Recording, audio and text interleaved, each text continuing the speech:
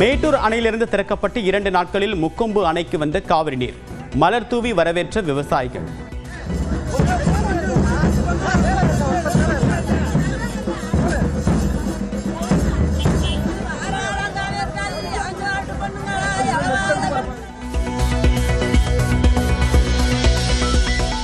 கல்லணையிலிருந்து delta பாசனத்திற்கு நாளை தண்ணீரை திறந்து விடுகிறார் முதலமைச்சர் மு க ஸ்டாலின்.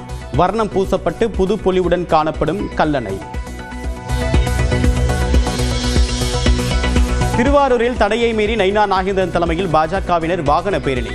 முருகர் மாநாட்டுக்கான ஆலோசனை கூட்டத்தை ஒட்டி பேரணி சென்ற நிர்வாகிகள்.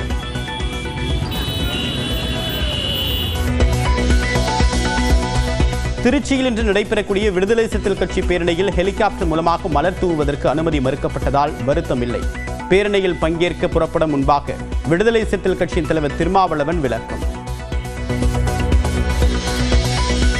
திருமங்கலம் அருகே காவல் நிலையத்தை அடித்து நொறுக்கி காவலரை மர்ம நபர்கள் தாக்கியதை கண்டித்து போராட்டம்.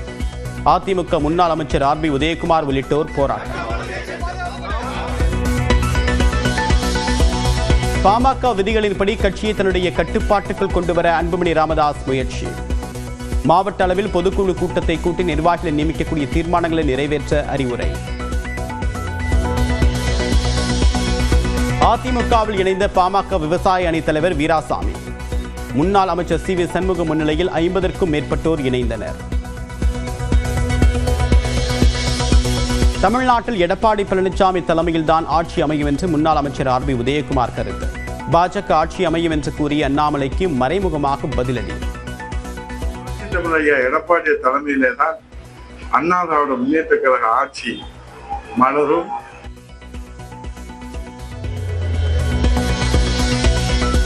திருவாரூர் மாவட்டத்தில் 13 உரக்கடைகளில் உர விற்பனைக்கு தடை. அதிக விலைக்கு விற்கப்படுவது குறித்து நியூஸ் 18 செய்தி வெளியிட்ட நிலையில் வேளாண்மை துறை நடவடிக்கை. கோவை விமான நிலையத்தில் பெங்களூருவில் இருந்து வந்த பெண் பயணியிடம் துப்பாக்கி தொட்டார். பீளமேடு காவல் நிலையத்திற்கு அழைத்து சென்று விசாரணை. குற்றால அருவிகளில் 2வது நாளாக காட்டாற்று வெள்ளம். சுற்றுலா பயணிகள் குளிப்பதற்கு தடை விதிப்பு.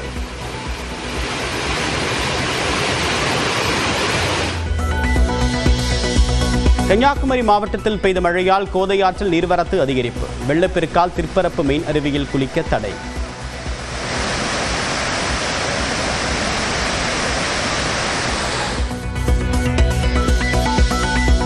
சர்வதேச விண்வெளி மையத்திற்கு வரக்கூடிய 19ஆம் தேதி புறப்படுகிறார் இந்திய வீரர் சுபான்ஷி சுக்லா. ஏற்கனவே 2 முறை பயணம் ஒத்திவைக்கப்பட்ட நிலையில் 19ஆம் தேதி புறப்பட திட்டமிட்டிருப்பதாக இஸ்ரோ தகவல். இஸ்ரேல் மீது நூற்றுக்கணக்கான ஏவுகணைகளை ஏவி ஈரான் பதிலடி தாக்குதல். ராணுவ கட்டுப்பாட்டு மையம் உள்ளிட்ட பகுதிகளை தாக்கிய ஏவுகணைகள்.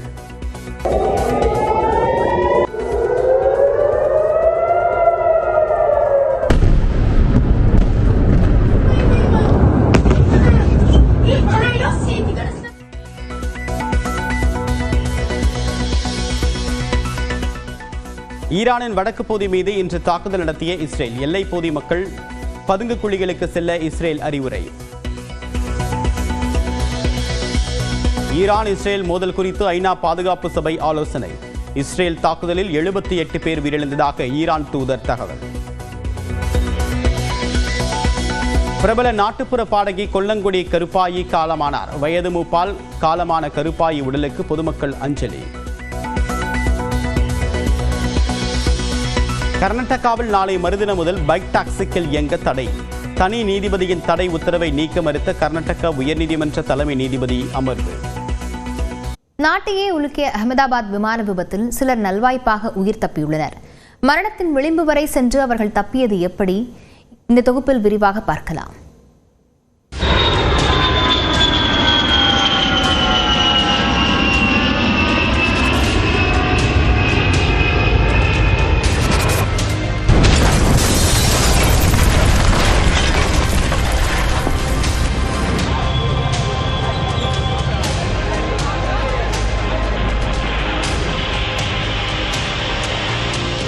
அகமதாபாத் சர்தார் வல்லபாய் பட்டேல் விமான நிலையத்தில் இருந்து லண்டனின் கேட்விக் விமான நிலையத்திற்கு ஏர் இந்தியா AI-171 விமானம் புறப்பட்டது.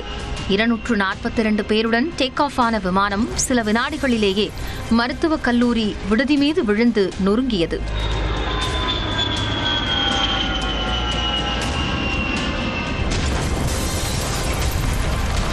நாட்டையே உலுக்கியுள்ள இந்த விபத்தில் மரணத்தை வென்று விஸ்வாஷ் ரமேஷ்குமார் என்ற ஒரே ஒரு பயணி மட்டும் உயிர் பிழைத்துள்ளார். விமானத்தின் சீட் உடைந்து தனியாக வந்ததால் அவசர வழியாக வெளியே குதித்து உயிர் பிழைத்ததாக கூறுகிறார் விஸ்வாஷ் ரமேஷ்குமார். टेक ऑफ के बाद 1 मिनट के अंदर ही जब टेक ऑफ हुआ ना तो सडनली 5-10 सेकंड कैसे लगा जैसे स्टक हो गया वो. விமானத்தின் ஒரு பக்க அவசர வழி சேதமடைந்த நிலையில் மறுபக்க அவசர வழி வழியாக வெளியேறியதாக விஸ்வாஷ் ரமேஷ்குமார் கூறினார். மேலும் தான் விழுந்த இடத்தை சுற்றி சடலங்கள் கிடந்ததாகவும் சம்பவத்தை அதிர்ச்சியுடன் விவரித்தார். மறுபுறம் அகமதாபாத்தின் போக்குவரத்து நெரிசல் பூமி சௌஹன் என்ற பெண் பயணி உயிர் பிழைக்க காரணமாக அமைந்துள்ளது. நியூஸ் 18க்கு பிரத்யேக பேட்டியளித்த அவர் போக்குவரத்து நெரிசல் காரணமாக விமான நிலையத்திற்கு 10 நிமிடங்கள் தாமதமாக போனதால் விமானத்தை தவறவிட்டதாக கூறுகிறார். मतलब वहाँ पे हमको पहुँचते थोड़ा 10 मिनट लेट हो गया बिकॉज ऑफ अहमदाबाद ट्रैफिक और ये सब की वजह से. मेरे माता जी और जो गणपति बापा हमारे भगवान है उनकी वजह से मैं तो बच गई, लेकिन ये जो भी इंसिडेंट हुआ है वो बहुत ही ஸ்பீச்லெஸ். மருத்துவக் கல்லூரி விடுதி மீது விமானம் விழுந்ததில் இடைவேளை நேரத்தில் உணவருந்திக் கொண்டிருந்த மருத்துவ மாணவர்கள் சிலரும் கோர விபத்தின் கொடூர பிடியில் சிக்கி உயிரிழந்துள்ளனர். பலர் படுகாயம் அடைந்துள்ளனர். இந்நிலையில் விடுதியின் முதல் மாடியில் இருந்து குதித்து உயிர் பிழைத்துள்ளார் சென்னையைச் சேர்ந்த மருத்துவ மாணவர் Arun Prasad. While having lunch around 1:30, I heard the loud noise with explosion, and suddenly everywhere smoke was there. All 4 sides smoke was surrounded, and we don't know. I don't know what to do, and I came running till first floor, and there still smoke was there, and I jumped from the first floor to here outside, and we came run. Yeah. கெட்டதிலும் ஒரு நல்லதாக சிலர் மரணத்தின் விளிம்பு வரை சென்று உயிர் பிழைத்துள்ளனர். அதே நேரம் உயிரிழந்தவர்களின் குடும்பத்தினருக்கு இந்த விபத்து நீங்காத வடுவை ஏற்படுத்தியிருக்கிறது. தன்னுடைய மூச்சுக்காற்று அடங்கும் வரை அன்புமணிக்கு பாமக தலைவர் பதவியை தரமாட்டேன் என அக்கட்சியின் நிறுவனர் ராமதாஸ் திட்டவட்டமாக தெரிவித்துள்ளார். அன்புமணியை நினைத்தாலே பிபி ஏறுவதாகவும் கூறியுள்ளார். அன்புமணி குறித்து ராமதாஸ் கூறியது என்ன, விரிவாக பார்க்கலாம் இந்த தொகுப்பில். இந்த தேர்தலுக்கு பின் வேணா நான் கொடுக்குறேன் அப்படின்னு சொன்னேன் தலைவர் பதவியை. ஆனால் நடக்கிறத பார்க்கும்பொழுது, அவருடைய செயல்பாடுகளை பார்க்கும்போது என் மூச்சுக்காற்று அடங்குற வரைக்கும் அந்த பதவியை நான் கொடுக்க மாட்டேன். பாமகவில் தந்தை மகன் இடையேயான மோதல் உச்சகட்டத்தை எட்டியுள்ள நிலையில் கட்சியின் நிறுவனரான ராமதாஸ் இவ்வாறு அதிரடியாக அறிவித்துள்ளார்.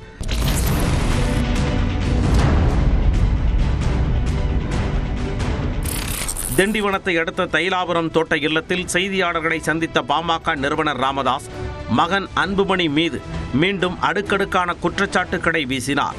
2026ஆம் ஆண்டு சட்டமன்ற தேர்தலுக்கு பிறகு அன்புமணியிடம் தலைவர் பதவியை ஒப்படைக்க நினைத்ததாகவும், ஆனால் அவரது செயல்பாடுகளை பார்க்கும் பொழுது என் மூச்சு இருக்கும் வரை அந்த பதவியை அன்புமணிக்கு தர மாட்டேன் எனவும் திட்டவட்டமாக கூறினார்.